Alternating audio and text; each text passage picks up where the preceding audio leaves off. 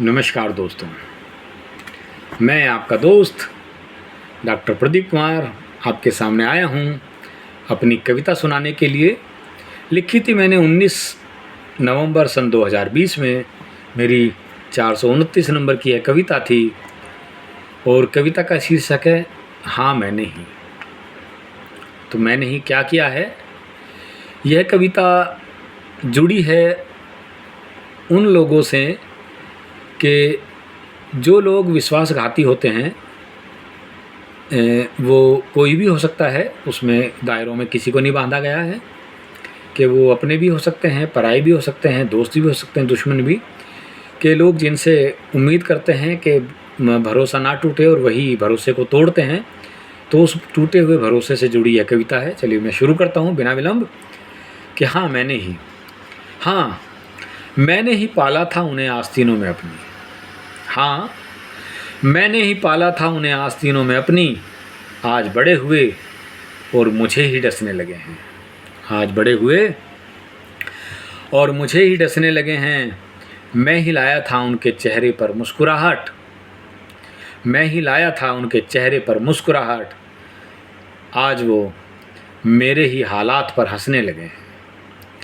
मैंने ही सिखाया था बोलना तुतला कर उनको।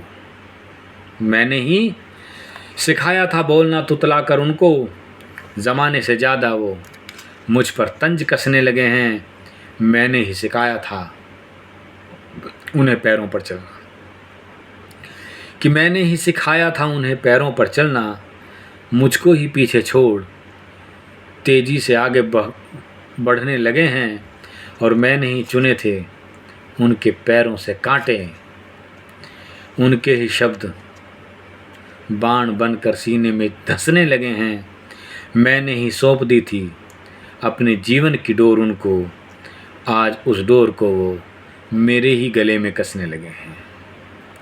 मैंने ही जख्म खाए थे उनको बचाने के लिए।